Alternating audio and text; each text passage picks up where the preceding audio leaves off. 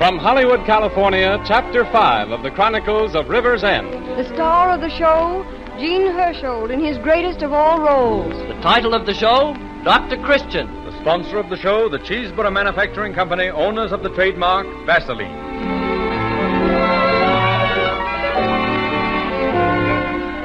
These programs, which bring you the outstanding Hollywood star Jean Hersholt in the role of the wise and kindly small-town doctor which he has made famous, are presented every Sunday afternoon to remind you of one of the most widely known home remedies in the world, Vaseline Petroleum Jelly. Don't neglect any skin abrasion, no matter how slight.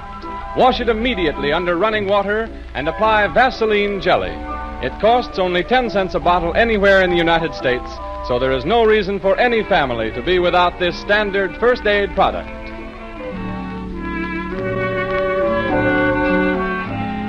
We take you now to Dr. Christian's office, where he and his friend Roy Davis, the druggist, are spending a quiet evening over a game of checkers.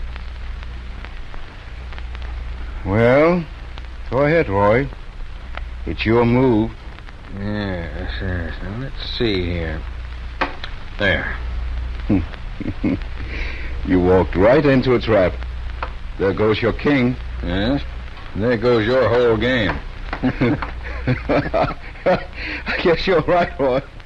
You know, Doc, you get as much fun out of losing as you do out of winning. Oh, why not? It's only a game. If you lose, you can always start out and try it again. Want to play another? What time is it? Oh, it's early. 25 minutes after 10. All right, I'll go you another. Did you ever play with Ed Meadows? Oh. Say, if he loses, it spoils his whole evening. Yeah. To hear him, you'd think a game of checkers was a matter of life and death. Well, I suppose that's only human nature. We think the things we do are important just because we are doing them. Want to play with the black or the white this time? I'll stick with the black. They're lucky. Well, now take the two of us. There we are, having a friendly game of checkers. A nice, quiet evening with no interruption, and yet I'll bet that... Yeah, I spoke too soon. Dr. Christian? Why, Frank. Can you come over to the hotel right away? The man in room 14. I think he's killed himself.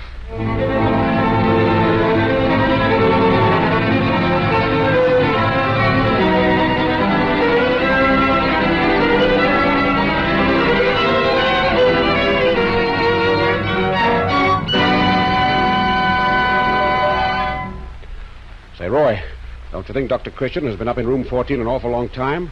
What's he doing? I don't know, Frank. He's doing everything that can be done. You can count on that. If there's a chance at all of saving him, Doc will bring him out of it. Do you think there is a chance?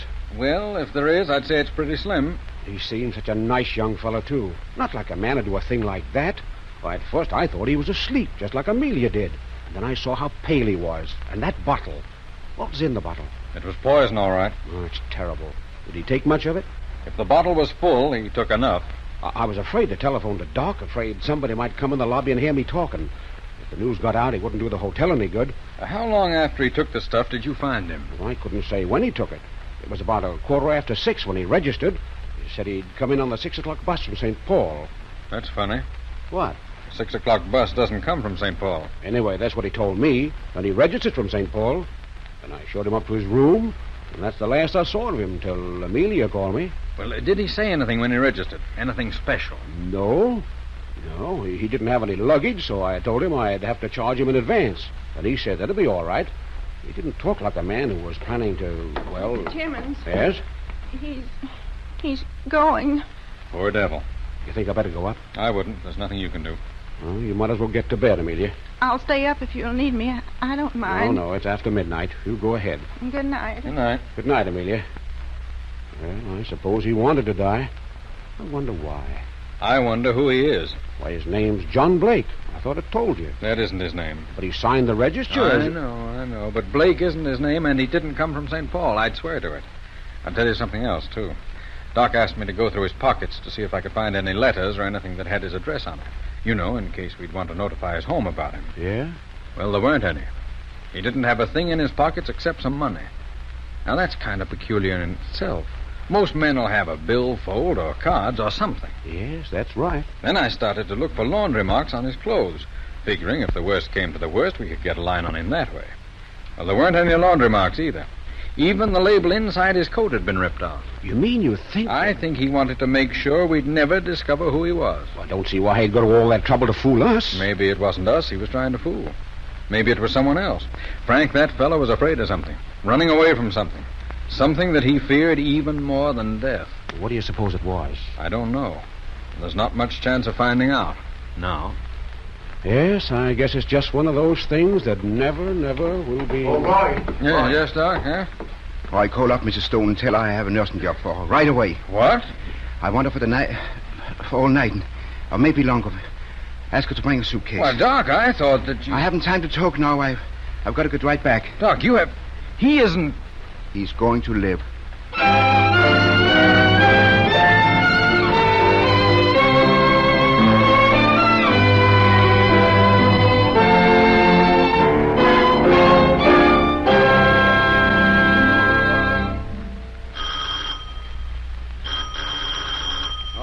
All right. I'll be there in a moment. Oh, Dr. Well, Mr. Blake. What are you doing here? I told you to stay in bed another day. Yes, I know, but... Oh, come in. I hope I didn't get you out of bed. No, I was reading. I came to tell you I'm all right. I'm leaving in the morning. Going back to work in the lumber camp. The lumber camp? Yes. But I don't know whether that would be wise.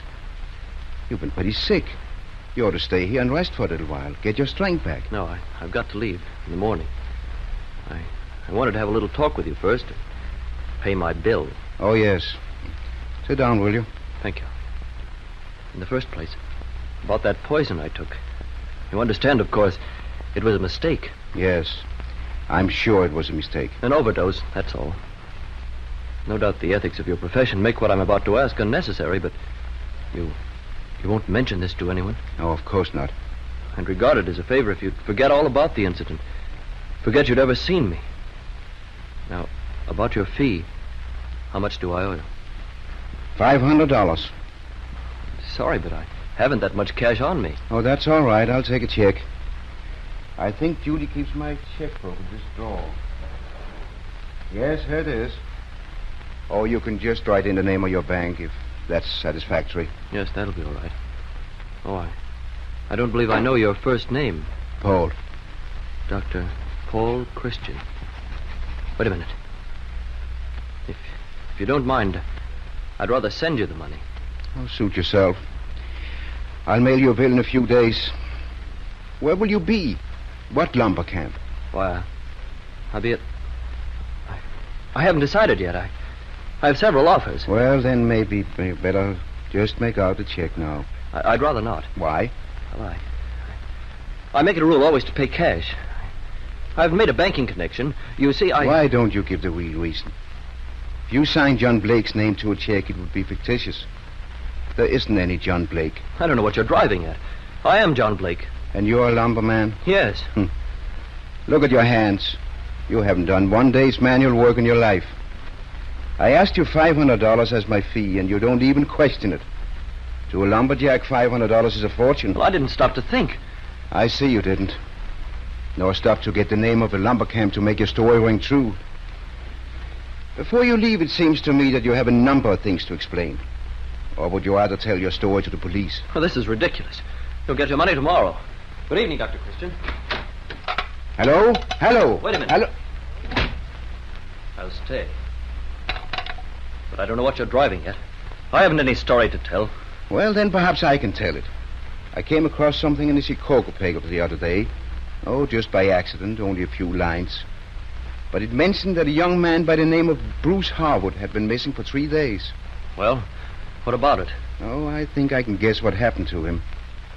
He came to River's End, an out-of-the-way little town. He registered at a hotel under the name of John Blake. He had been very careful to remove from his clothing all marks which might serve to identify him. But he overlooked one thing, a signet ring with the initial BH. It tallies pretty well, doesn't it, Mr. Harwood? I presume you're very proud of figuring that out. Very proud of saving my life. Well, you needn't be. I hadn't expected to encounter an amateur detective or a doctor who didn't know when to leave well enough alone. I don't think you'll do it again. Oh, Yes, I will. Quicker the next time. I know how easy it is. It's been very funny. I made a botch of life, and now I'm even prevented from dying successfully. Oh, no. You haven't made a botch of life. Life is too big for you or anyone else to make a botch of it. Well, my own life, then. How can you tell? You haven't lived enough of it. I lived enough of it to know it's a dark welter, without purpose, without justice. You're like a person who stands in front of a great painting which is covered by a curtain and sees only a tiny portion of it through a little tear on the cloth and says to himself, there's no beauty here, no pattern, only chaos. I've heard all those arguments before. I don't want to be preached at. You don't know what you're talking about. You don't know anything about me. Oh, on the contrary. I know a great deal about you. Why, you're a young man who's had an excellent education, a considerable amount of money, perhaps a position in society. Are those important enough to live for? No. You haven't seen the things important enough to live for yet. They're still covered by that curtain. It has to be torn aside. Those are simply words. Empty. They haven't any significance. Oh, I suppose you mean well enough. But it's no use. I've gone over this and over it and over it. And there's no other way out. Tell me about it, son. Well, why not? You might find it amusing. You were partly right about my having money. The Howards have been eminently successful. Empire builders, merchant princes, that sort of thing. I was raised on success stories. Well, after college, my uncle put me in charge of the Chicago branch of the business. Well? I couldn't make a go of it. I didn't dare to tell him that. No Howard ever failed. So I took the firm's money and gambled with it. Oh, not for myself. I wanted to show a profit for the firm. For a while, I did. Then I began to lose. Got in deeper. Well, you can guess the rest of it. They probably found me out by this time. You know how it'll look to them, that I'm a thief. And so you came here and registered at the hotel? Yes. And you should have let me die. Why didn't you? Oh, you can always take that way. I have another suggestion. If it doesn't work, well, you're no worse off than you were before. I'm not going back and face them. No, it isn't that. Come in tomorrow morning and I'll tell you about it. But what is it? Not now. You're tired. In the morning you'll see things much more clearly. You won't tell anyone who I am? No, I won't. Come in early, about 5 o'clock, before anybody is around. Will you do that? Well, all right. I'll be here.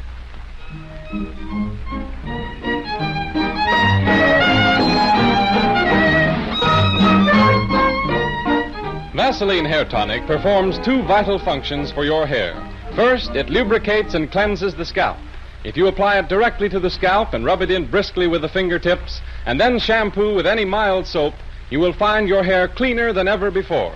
Because the tonic loosens the dirt that collects in everybody's hair and scalp.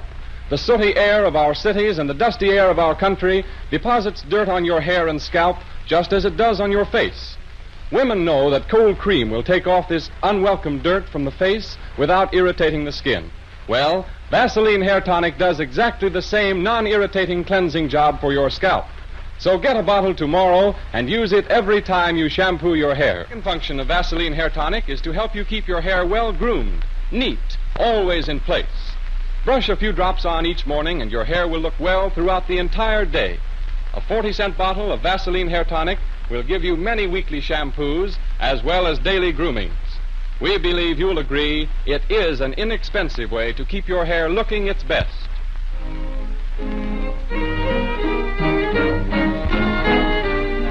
We return now to our story of Dr. Christian of River's End as played by Jean Hersholt. The scene, a stretch of country road paralleling the river. Through the cold gray fog of early morning looms a pair of automobile headlights.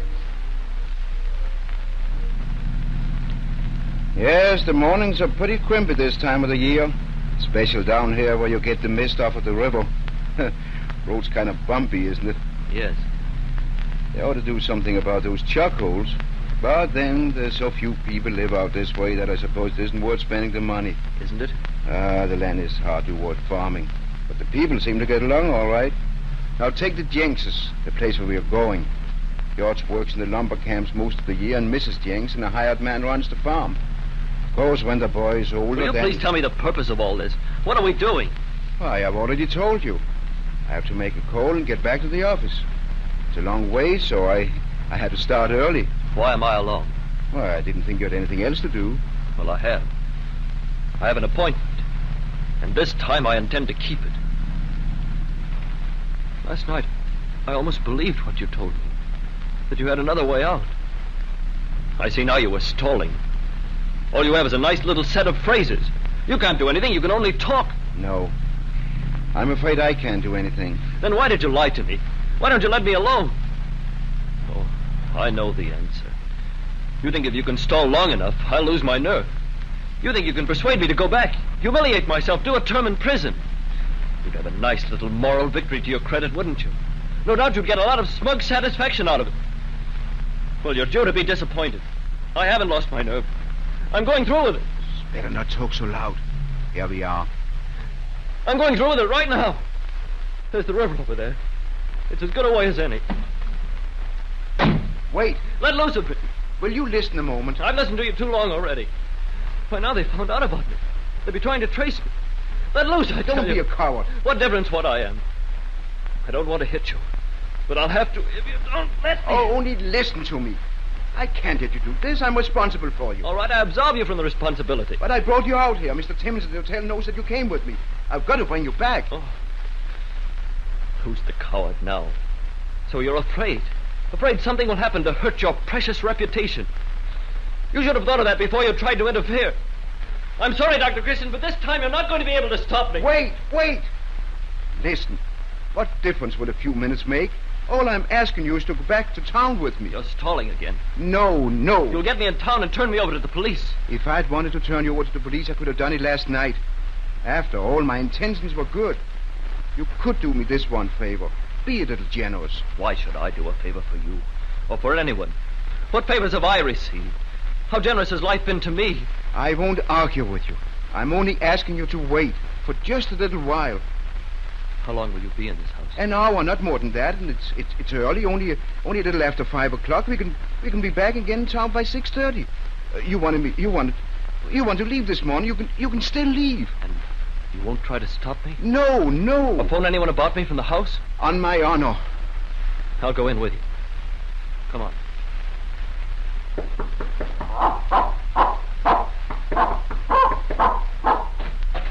Oh, Dr. Christian. I was afraid you weren't coming. I'm a little late. I stopped for a friend of mine. Mrs. Jenks, Mr... My name is John Blake. I'm glad to know you, Mr. Blake. Are you a doctor? No. But I thought the case might interest him, Mrs. Jenks. Oh, doctor, do you think everything is all right? Oh, I'm sure of it. After all these years, I couldn't stand it now if... There's nothing to worry about. In a few minutes, we... Well, hello there, young man. Hello, Dr. Christian. I thought I heard your voice. Spot, stop that barking. It's only Dr. Christian. Yes, Bud, you should be ashamed of yourself. Come here. There's someone else, though, isn't there? It's Mr. Blake, dear. Dr. Christian's friend. Oh, hello, Mr. Blake. How do you do? Well, Bobby, how do you feel this morning? I feel swell, Dr. Christian. Oh, that's fine. Have you and Mr. Blake had breakfast, Doctor? No, but we'll eat when we get back to town. Mr. Blake is in a little hurry. I could make you some coffee. No, thank you. Just get Bob ready and bring him back here. In this room? Not the bedroom? Oh, this room is as good as any. How do you want me to get ready, Dr. Christian? What do you want me to do? Well, you might wash your face. Come on, Spot. And while you're at it, Bobby, wash behind your ears. Okay. Oh, Mrs. Jenks, Yes. It might be a good idea to have a basin of warm water handy. I'll heat some right away, Doctor. All right. Who are these people? The Jenkses. Don't you remember me telling you? Mrs. Jenks runs the farm and her husband works in the lumber camps. That's why he isn't here. I've often wondered how the other half lived. To sing this hovel, I understand. They don't. They're very poor. Can you imagine why anyone living in circumstances like these would want to go on living? What incentive is there? What reason? Nothing but a biological urge to hang on to life, no matter what it does to you. That's a cruel doctrine. But it's true. What's the matter with the boy? He's blind.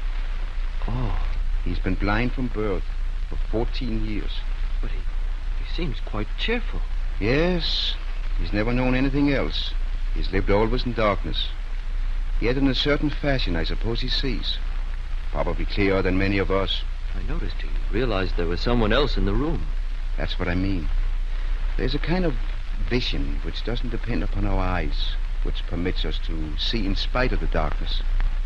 When we lose that, we are very blind. I thought the bandage around his eyes was, well, something temporary. It is. Robert was born with congenital cataract, something only an operation could remedy. Rather an expensive operation because it couldn't be performed here. And as I told you, the Jenkses are very poor. But they wanted a boy to see. For 14 years they've lived for that, sacrificed, saved what little money they earned. Last week I took Robert to the hospital in the city. And was the operation? Well, we'll know this morning. That's why I came here. To remove the bandages. To tear aside that curtain which has been hanging over that great painting I spoke of. You might have been more merciful to leave the curtain as it is. Here's the water, Doctor. Or just put it on the table there. How's my face look now, Dr. Christian? Well, you've done a very nice job. Behind your ears, too. Say, Dr. Christian, can Spot stay here and watch? Why not? Now, you sit down here in this chair, Robert, and facing the window. Shall I pull down the shade, Doctor? No, the morning light is very soft. Now, sit still, Robert. This isn't going to hurt a bit. I'm just going to take off the bandages. I'm not afraid, Dr. Christian. But, gee, I'm excited. Lean back in the chair. That's right. Oh, Doctor.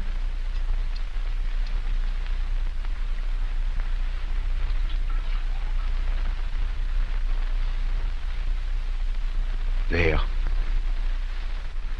It isn't going to work. He can't see. Mother.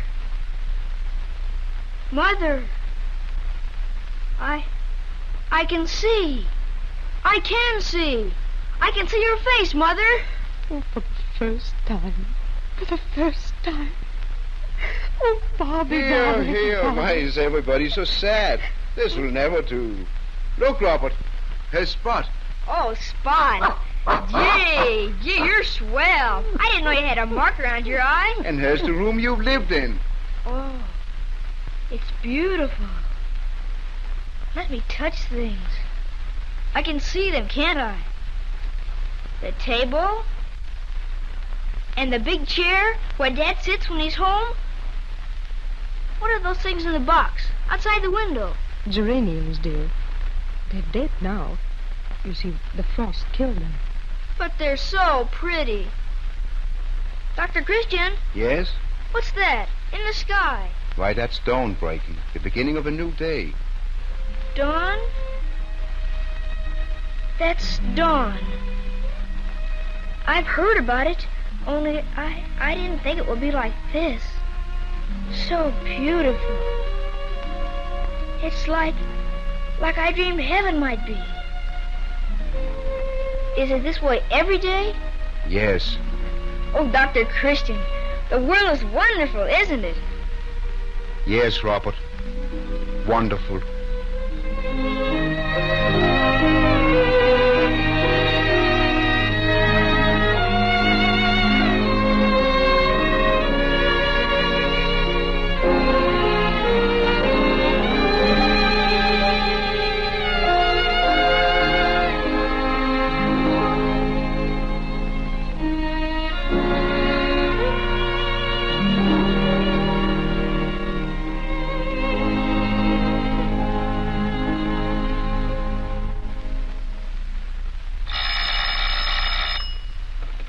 Dr. Christian's office? Yes. Oh, yes, Jerry. I'm just ready to leave. Yeah, sounds swell. I'd love to. In about 2 minutes. Goodbye. Say, look here, young lady. Seem to me that young So man... long, Dr. Christian. I'll see you in the morning. Oh, hiya, Roy. Hello, Judy. Hello, Doc. Oh, hello, Roy. Where have you been all day? Phoned a half a dozen times. Judy told me you were still out. Yes, I had to go out to the Jenks place to take the bandages off Robert's eyes. How is the boy? He's just fine. Sees as well as you do. Maybe better if the way you play checkers is any indication. Is that so? I can beat you any day in the week. Yeah? This is no place for me if you men are going to start in on that interminable game again. I'll be in early tomorrow, Dr. Christian. All right, Judy. Have a good time. Good night. Good night. All right. Now then, Roy. Today I'm lucky. Want to try it? Well, you'll be playing with dynamite, Doc, but you've asked for it. You get out the checkerboard. Now, what did I do with it the last time I beat you? Huh? What? Oh, here it is. There it is. Now, just sit down and relax. This is going to hurt a little. You want the red or the black? I'll take the black. Well, black will be just the proper color when I get through with you. Say, whatever became of the young fellow at the hotel? John Blake? Well, that wasn't his right name. Well, whatever it was, he had a change of heart. Decided the world wasn't such a bad place after all. After he'd seen it through somebody else's eyes. Well, how do you mean, Doc? He was with me when I took the bandages off the Jenks boy. Gave him something to think about. This afternoon he made up his mind to go back home. What was the matter with him, anyway? Oh, he'd had a few business reverses, that's all. It's so silly to take anything like that seriously. Why, it's just a game.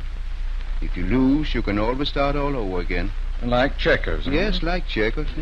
Trouble is, we think the things we do are important just because we're doing them. Say, it seemed to me that I said that someplace before. You did. Oh, that's where I heard it. Now, go ahead. Your move.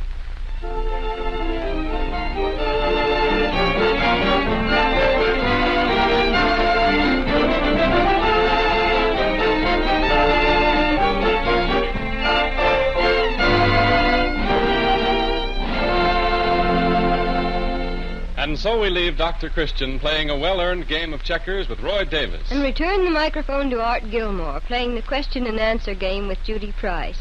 Only this time you ask the questions, Art, and let me give the answers. Very well, Judy. Explain to me and the radio audience just what Vaseline petroleum jelly really is. Well, in the first place, the word Vaseline is a registered trademark owned by the Cheese Bureau Manufacturing Company and used by them to identify their large group of medicinal and toilet preparations. But where did it come from?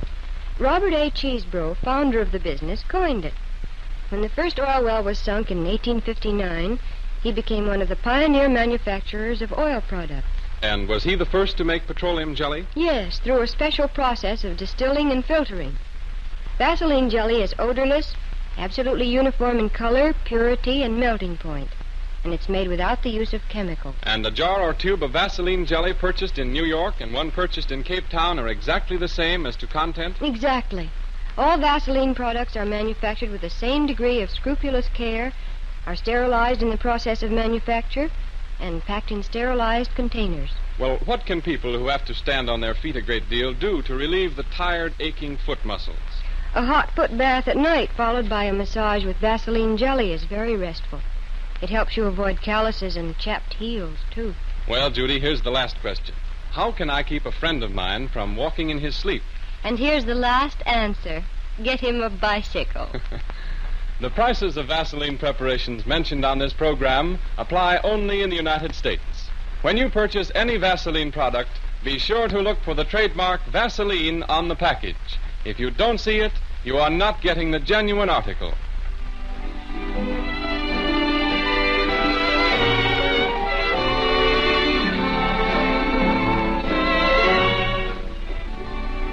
Join us again next Sunday afternoon at this hour when the makers of Vaseline preparations again present Jean Hersholt, one of the foremost stars of Hollywood, in the role of Paul Christian, the Doctor of River's End. And by the way, if you haven't seen Heidi, the current 20th Century Fox hit, in which Jean Hersholt appears with the world's most engaging child, Shirley Temple, you have a treat ahead of you. Jean Hersholt appears on this program through the courtesy of 20th Century Fox. This is Arthur Gilmore bidding you good afternoon for the makers of Vaseline preparations.